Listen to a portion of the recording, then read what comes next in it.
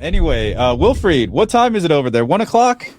Yes, it's 1 o'clock here, and I'm sitting in fact, on some holy ground for me, because this was the first studio ever I built in the backyard of my parents, and it was in a chicken coop, and then we expanded it later with that huge building that you've seen some pictures about, Right. Afterwards, I rebuilt that chicken coop into a bunker as well on springs, and this was then the first ever large format 5.1 studio for music. I remember that SSL built for me then the first ever large format console with 5.1 monitoring system inside, a 7.1 inside, So there it all started, and that's here this place. And afterwards, we upgraded it to Auro 3D, so now it's a completely full Auro 3D studio with an API console in it. It's one of my favorite consoles. It sounds really good. It's one of the best sounding consoles analog ever. So it's so we do here a lot of productions. And I was, by the way, doing recently last week, but that was in the other studio. Let me share something. That's when we had then this 5.1 studio a few years later. Then we had. Can you show the picture from my PowerPoint? Sure. Mm-hmm. Go ahead. There you go.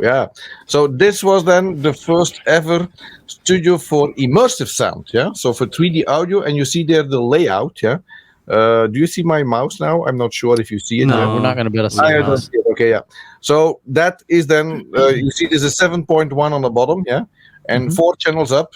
Let's say the magic part of Auro, of course, this second quarter channel, and then you see as well the voice of God there, So this was installed. I designed it in 2007, but it took about 3 years to have that console developed together with EMS Neve, and that's all about production and workflow, and to create the content, of course, was an important thing because there was nothing existing, and I think that was one of the main issues when I detected that you need at least 10 channels to create on top of a 5.1 a full naturally immersive sound. That is absolutely the minimum you need, then the question was how to do it, because everything was limited to 8 channels, Let me try to go back now to my PowerPoint, Do you see when I move now in a PowerPoint? Yes, you're good.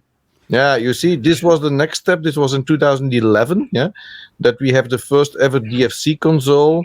This is our mixing room for films, Was that an oral wedding right there? What was that? It was, in fact, a movie for a wedding that I was mixing it. You see it as well in our demo reel, And this is that room. And you know this famous thing about hear more, feel more, and often people asking me more speakers, does it mean more immersive? But I'm not sure. Even with 1 million speakers around our head, we will not be able to reproduce natural sound. That's a quote that Tom Linkson-Holman, the guy from behind PXS, he is now at this moment director at audio from Apple. He said, okay, in fact, the art is to do it with created illusion in the most efficient way, in a very scalable way, and very important, especially to me as a content creator, is delivering everywhere the artistic integrity or the artistic intent. I think that is one of the main concepts of the main goals behind our format, where our format differentiates from our competitors.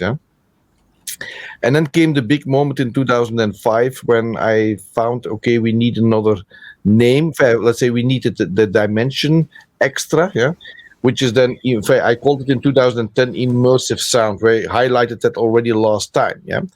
Now, coming back to that point, if we need to have an end-to-end system, there are like a few topics involved. First of all, the content has to be created, And many people involved there, in artists, producers, movies, broadcast, everything. But at least there has to be a way to produce the content more than 8 channels. And at that time, that was not existing. Everything was limited to 7.1, but really everything. A console didn't have more than a 7.1 output bus. There were more channels, of course, involved. But the whole monitoring system, the whole panning, that was only in the horizontal axis, and there was not the ability to go further. Yeah. Then the next tip is, of course, the distribution. Yeah. And in the distribution, we had the same issue, a limit to 8 channels.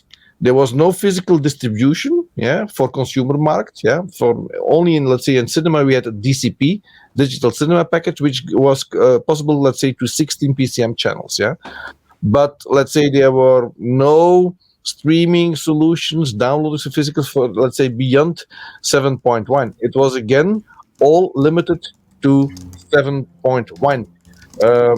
And Blu-ray, of course, had the biggest channel count there, 8 channels of PCM.